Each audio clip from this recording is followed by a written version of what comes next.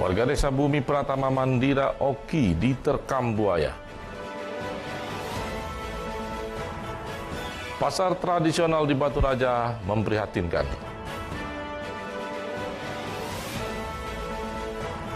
Aglonema si ratu daun berharga fantastis.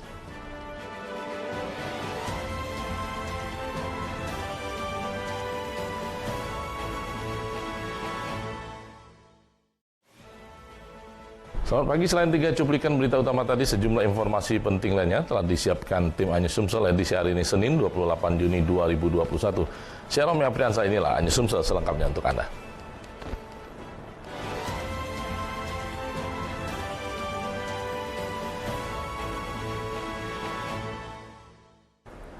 Tumiran warga Blok 4 Jalur 7 nomor 06 Desa Bumi Pratama Mandira, Kecamatan Sungai Menang, Kabupaten Oki, diterkam buaya pada Rabu malam. Korban berhasil ditemukan warga meski telah tewas.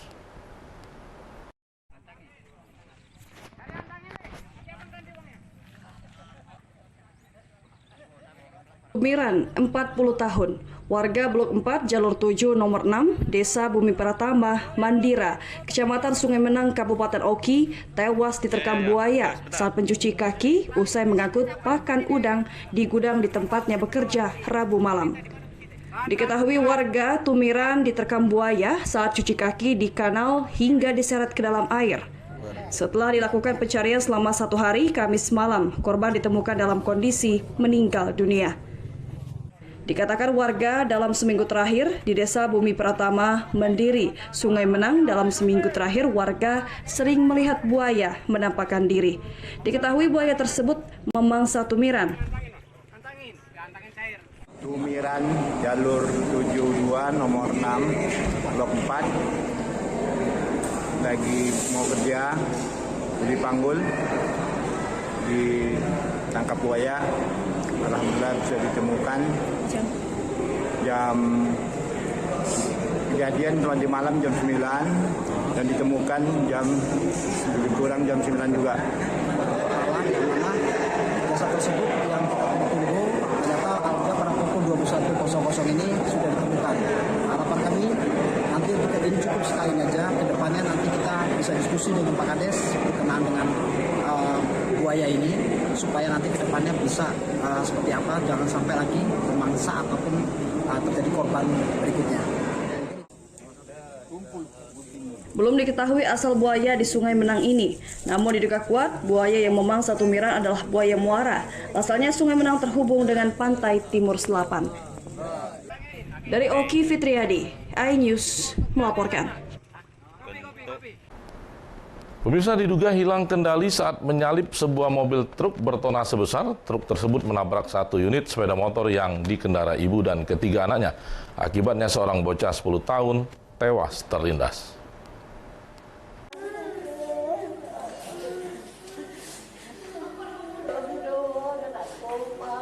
Isak tangis ibu dan keluarga korban pecah di ruang IGD Rumah Sakit Umum Daerah Bari Palembang saat mengetahui putra sulungnya tewas terlindas truk.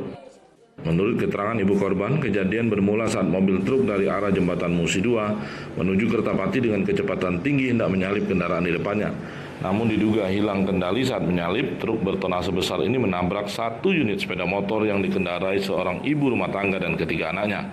Akibatnya ibu dan ketiga anaknya jatuh dan putra sulungnya MR terlindas truk hingga tewas dengan kondisi mengenaskan. Sementara itu ibu dan kedua anaknya mengalami luka ringan dan harus dirawat secara intensif di Rumah Sakit Umum Daerah Bari Palembang. Cepatnya Pak, kami tuh pinggir, mobil tuh ngebut langsung kami. Itu mobil apa? Mobil tronton warna hijau. Posisi ibu tuh mau nyebrang atau mana? Udah, anak balik. Itu udah pinggir Pak, pelan. Kalau ngebut beda, tahu lah. Jadi posisi anak kita dibonceng di belakang. Itu pas jatuh, ibu? Iyo, ini motor. Ini anak aku yang nomor 2, sini anak aku nomor 3 ini aku, sini anak aku. Untuk korban lukanya di paha kanan luka robek, untuk perut, dada, lecet, tulang rusuknya patah, sehingga meninggal dunia. Bu, hingga kini sopir udah diamankan berarti, Bu? Ya, untuk sopir sudah kita ambil keterangan untuk di BAP, begitu juga dengan saksi-saksi di lapangan. Kini pihak kepolisian telah mengamankan dan meminta keterangan sopir beserta kernet truk. Dari hasil pemeriksaan tersebut, keduanya dianggap lalai dalam berkendara. Dari Palembang, Muhammad David, iNews melaporkan. Kondisi pasar tradisional di Batu Raja semrawut. Sementara itu, Satpol PP mengklaim sudah memberikan peringatan sebanyak 2 kali sehingga akan segera melakukan penertiban pasar.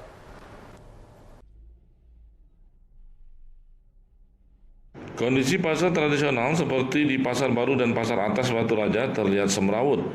Pedagang kaki lima menjajakan barang dagangan mereka di pinggir bibir jalan. Bahkan kondisi parkir di area pasar juga terlihat berlapis, sehingga kondisi ini terus mempersempit arus lalu lintas jalan. Kasat Pol PP dan Linmas Oku Agus Salim mengakui kondisi pasar tersebut. Sebelumnya pasar tersebut pernah ditertibkan, namun saat ini kembali semrawut. Sebagai penegak perda, Satpol PP tidak dapat bekerja sendiri. Harus ada sinergi dan duduk bersama dengan unsur-unsur dinas terkait seperti Dinas Perhubungan dan Dinas Pasar. Jadi untuk menertibkan itu, satu, terutama harus sinergi di dalam. Sinergi di dalam bukan Pol PP-nya, sinergi di dalam unsur-unsur pemerintah yang terkait.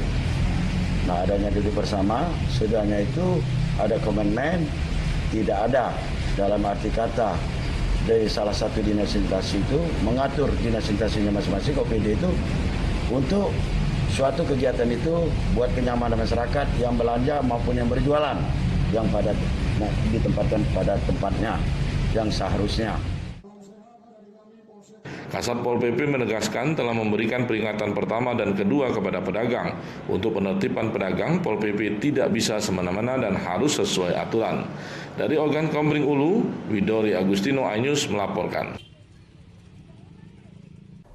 Pemirsa, tetaplah bersama kami akan segera kembali dengan informasi trotoar picu banjir di Jalan Aibtu Awahab.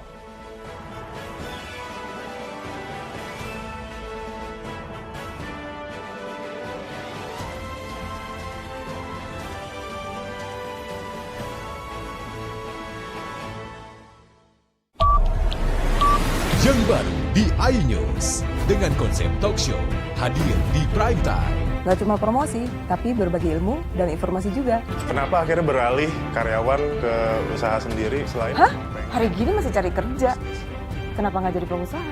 Kita mendengar kisah-kisah sukses tadi. Mau jadi pengusaha sukses? Nonton deh Kata Sandi. Kata Sandi, hanya di iNews. Selamat malam pemirsa. Bapak sadar nggak menggantikan seorang menteri yang sangat populer? Ahmad Saroni mengatakan waktu saya gembel dulu. Seberapa gembel sih Anda dulu? Di Wuhan, apakah menggunakan vaksin yang sama, Pak? Benih lobster. Yang sebelumnya dilarang untuk ditangkap sekalipun. Jangan jadi pejabat untuk jadi orang kaya. Salam inspirasi. After Hours with Helmi Yahya, setiap Jumat pukul 18.30, live hanya di iNews.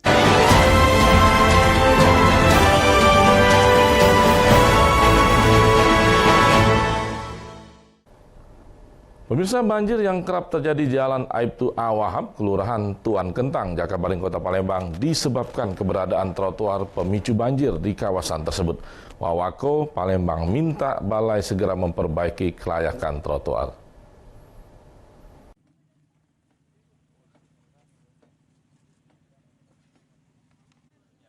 Masyarakat melaporkan terkait banjir yang terjadi langganan di kawasan Jalan Aibtu Awahab, Kelurahan Tuan Kentang, Kecamatan Jakabaring, Kota Palembang. Mendengar laporan tersebut, orang nomor 2 di Kota Palembang ini turun langsung untuk meninjau permasalahan banjir di kawasan tersebut. Wakil Wali Kota Palembang turun langsung untuk melihat kondisi yang sebenarnya terjadi di lapangan. Hasilnya keberadaan trotoar pemicu utama banjir di kawasan tersebut, bagaimana tidak trotoar yang dibangun oleh Balai Prasarana dan Pemukiman sejak tahun 2018 berdiri dengan menutup saluran yang ada. Wakil Wali Kota Palembang segera memerintahkan Balai Prasarana dan Pemukiman untuk mengkoreksi serta memperbaiki trotoar dengan standar sebenarnya, yakni harus disertai adanya saluran sehingga saat penghujan datang air pun tidak mengganggu badan jalan. Nah, trotoar ini sepertinya memang ada sedikit yang harus kita perbaiki karena memang tidak ada saluran pembuangannya ke trotoar. Jadi di atas trotoar ini kan ada saluran. Nah, oleh karena itu kami mohon kepada balai untuk supaya pembangunan trotoar ini tolong dikoreksi, tolong diperbaiki sehingga tidak lagi berdampak kepada masyarakat karena masyarakat merasa mengeluh semenjak ada pembangunan trotoar ini, kawasan pemukiman mereka banjir, jalan-jalan juga tergenang sehingga mudah.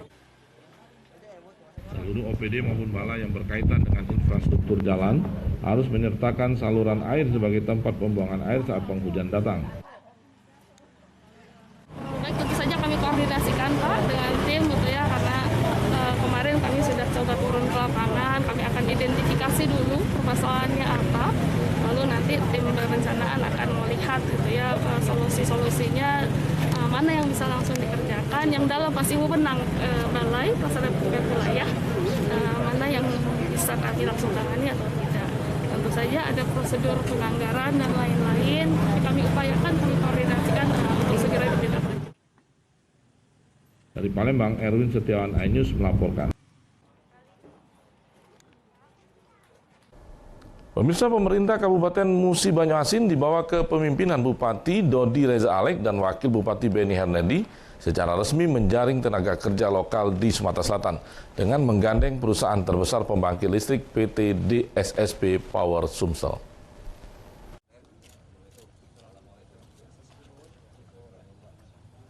Pemerintah Kabupaten Musi Banyuasin yang dipimpin Bupati Musi Banyuasin Dodi Reza Alek dan Wakil Bupati Beni Hernedi berupaya memberikan peluang bagi putra-putri asal Kabupaten Musi Banyuasin guna bekerja di sebuah perusahaan swasta PT DSSP Power Sumsel. Perusahaan ini terbesar di Indonesia di bidang kelistrikan. Dengan mematuhi protokol kesehatan, Bupati Dodi Reza Alek menyambangi 123 orang peserta kelulusan SMK di Kabupaten Musi Banyuasin yang sedang mengikuti tes tertulis di Gedung Dharma Wanita Musi Banyuasin. Tahap demi tahap para peserta mengikuti sejumlah tes, yakni tes psikotes kemampuan umum, karakteristik, tes interview, dan tes medical check-up. Bagi peserta yang lulus akan menjalani pendidikan selama 1 tahun dan status menjadi karyawan kontrak dengan mendapat gaji pokok, tunjangan, dan BPJS Ketenagakerjaan.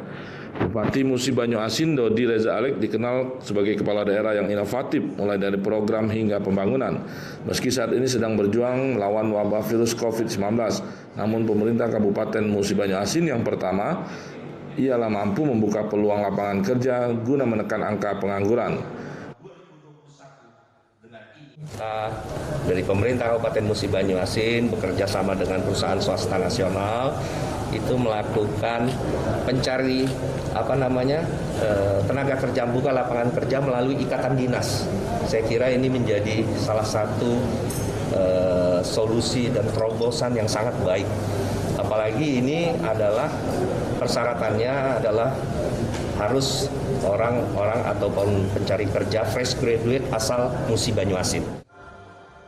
Dodi Reza Alek menjelaskan melalui ikatan dinas dan sesuai dengan perda yang ada, perusahaan di Kabupaten Musi Banyuasin harus mempekerjakan tenaga lokal termasuk penyandang disabilitas. Dari Musi Banyuasin, Edi Lestari, iNews melaporkan.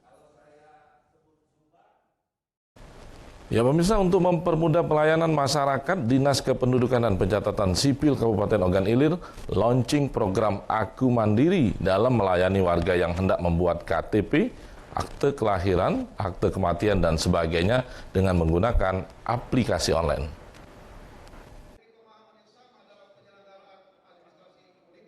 Pemerintah Kabupaten Ogan Ilir meluncing program Aku Mandiri Administrasi Kependudukan Ku Bisa Cetak Sendiri di hotel di Jalan Kolonel Atmo Palembang Jumat malam.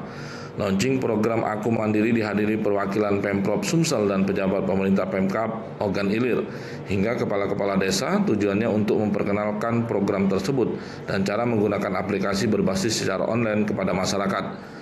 Wakil Bupati Ogan Ilir Ardani mengatakan pelayanan berbasis online untuk mempermudah masyarakat dalam kepengurusan pembuatan KK, KTP, akte kelahiran, akte kematian, dan keperluan surat penting lainnya.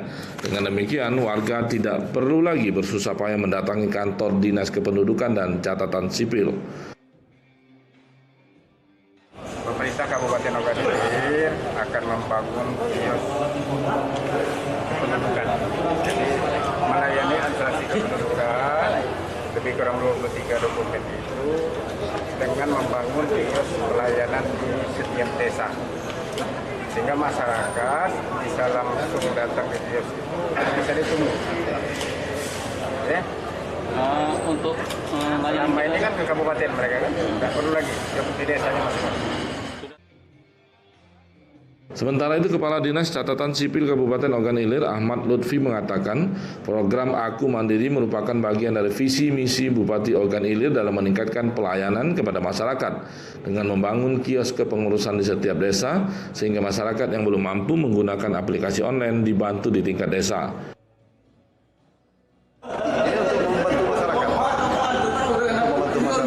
Sehingga masyarakat cukup di kantor kepala desa. Dengan demikian masyarakat terbantu waktu, biaya untuk datang ke kantor kabupaten, dan juga yang terpenting bagi kita untuk intinya mempermudah pelayanan kepada apalagi di zaman COVID ini. Ya, apalagi di zaman COVID ini salah satu usaha untuk memutus mata rantai virusnya. Mantap. Dari Palembang, Guntur Ariansa, iNews melaporkan. Aglonema Siratu Daun berharga fantastis. Informasinya kami hadirkan sesaat lagi.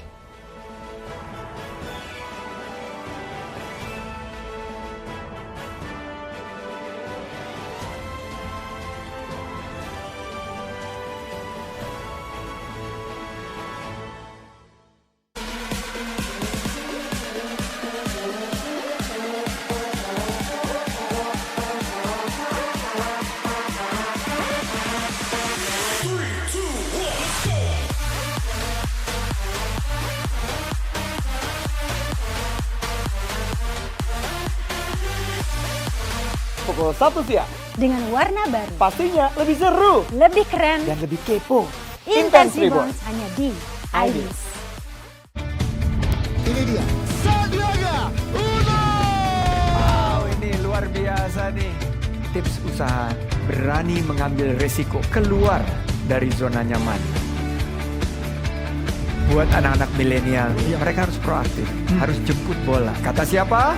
Kata Sandi. Kata Sandi, setiap Senin pukul 18.30, live hanya di iNews. Wah, kayak jawara nggak?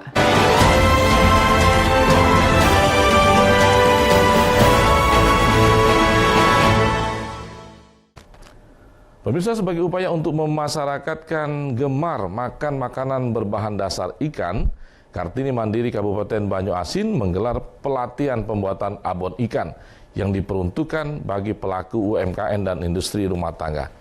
Tujuannya untuk meningkatkan perekonomian keluarga.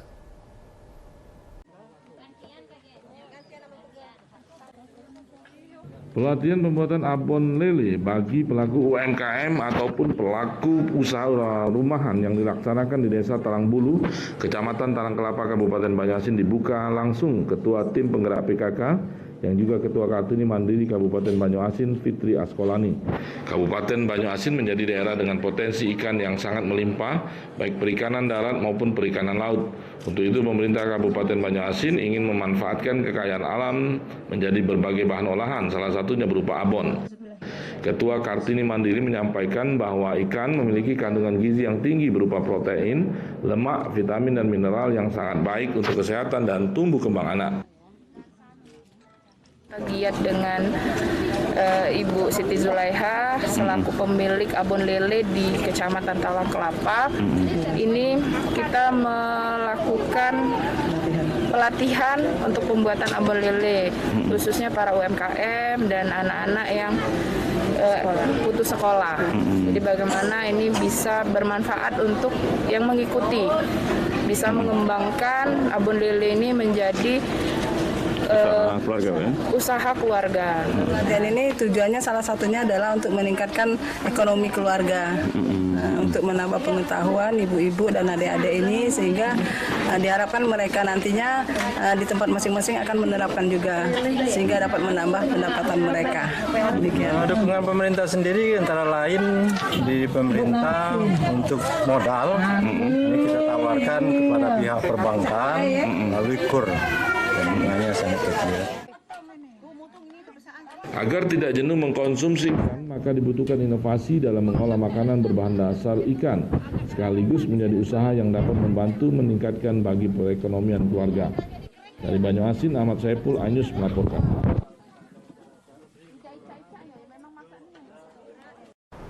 Anda gemar memperkaya kebun dengan deretan tanaman yang kini tengah naik daun, aglonema tentu bisa jadi pilihannya. Selain cantik dan digelari si ratu daun, aglonema memiliki banyak varietas yang unik, bahkan harganya pun sangat fantastis. Berikut liputan untuk Anda.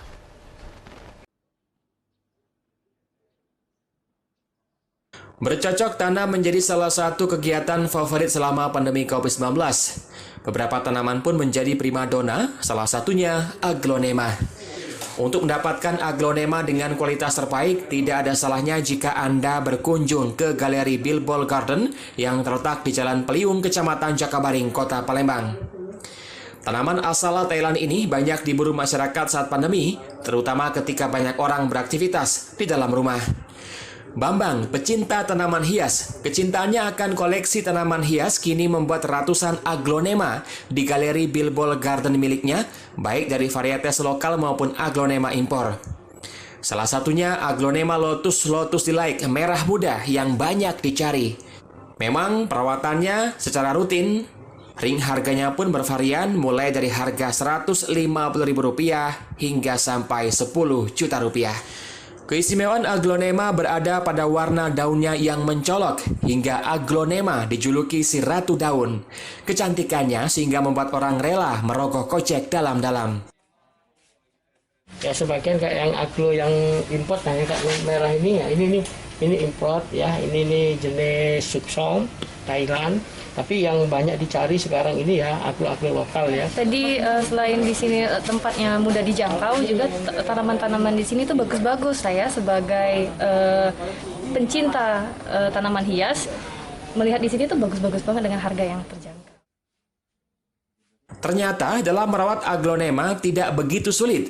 Pastikan pasokan air tidak berlebihan agar akar tidak membusuk dan pastikan cahaya matahari tidak terlalu menyengat. Gunakan plastik ultraviolet atau paranet agar menghasilkan warna yang cantik. Kemudian, untuk menjaga daun agar tetap cantik dan mengkilap, lap dan bersihkan daun secara teratur. Bila sudah terlihat kotor atau kusam, semua hal penting ini akan menjamin sang ratu aglonema tumbuh subur dan mempesona. Dari Palembang, Muhammad Riza Palepi, iNews melaporkan.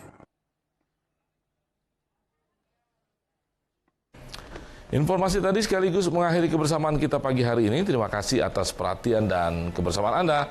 Sampai jumpa.